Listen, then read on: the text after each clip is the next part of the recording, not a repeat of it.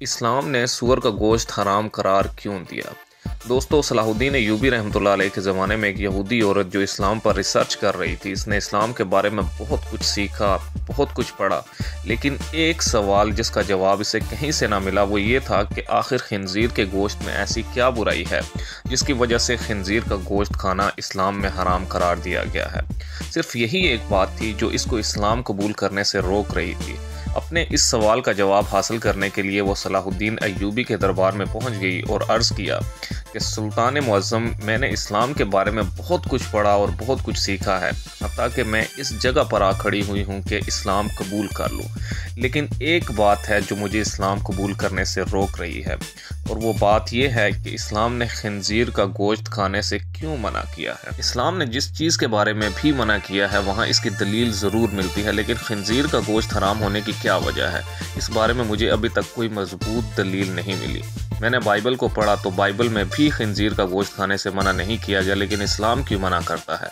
آخر اس گوشت میں ایسی کیا خرابی ہے کہ اسلام اس کو کھانے سے منع کرتا ہے؟ سلطان ایوبی رحمۃ اللہ علیہ نے اپنے ایک مشیر کو حکم دیا کہ بائبل کی وہ کتاب میرے پاس لے آؤ جو اپنی اصل حالت میں موجود ہو۔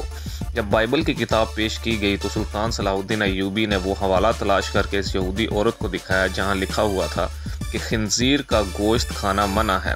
خاتون نے حیران ہو کر کہا کہ کیا بات ہوئی، میرے پاس جو کتاب ہے اس میں تو لکھا ہوا ہے کہ خنزیر کا گوشت کھانا منع نہیں ہے۔ یہ سن کر سلطان صلاح الدین ایوبی نے جواب دیا کہ مجھے ترس آتا ہے تمہارے ان لکھاریوں پر جنہوں نے اپنی عیاشیوں کے لیے اس پاک کتاب کو اپنے لفظوں سے تبدیل کر دیا۔ تمہارے پاس جو بائبل ہے یہ اپنی اصل حالت میں موجود نہیں ہے۔ ابھی تو میں نے صرف اس کتاب سے ثابت کیا ہے کہ خنزیر کا گوشت کھانا منع ہے، اب میں اسے سائنسی لحاظ سے بھی ثابت کروں گا۔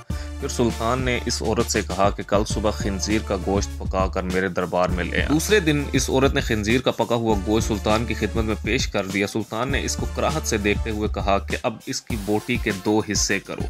خاتون نے جب چھری سے بوٹی کے 2 حصے کیے تو درمیان میں سے گوشت کچا تھا۔ سلطان نے اس خاتون سے کہا کہ کیا تم نے اس گوشت کو اچھی طرح نہیں پکایا؟ تو عورت کہنے لگی کہ نہیں سلطان معظم، میں نے اس کو بہت اچھے طریقے سے پکایا تھا۔ تو سلطان نے کہا کہ اب تمہاری سمجھ میں بات آ گئی ہوگی کہ یہ حرام گوشت کیوں ہے۔ اسے جتنی بھی اچھی طریقے سے پکایا جائے یہ درمیان میں سے کچا رہ جاتا ہے، اور جب یہ تمہارے پیٹ کے اندر جاتا ہے تو بہت سی بیماریوں کا سبب بنتا ہے۔ اور دوسری بات یہ کہ سور جس جگہ رہتا ہے یہ اپنے ارد گرد کی تمام گندگی حتیٰ کہ انسانوں کی گندگی کو بھی کھا جاتا ہے۔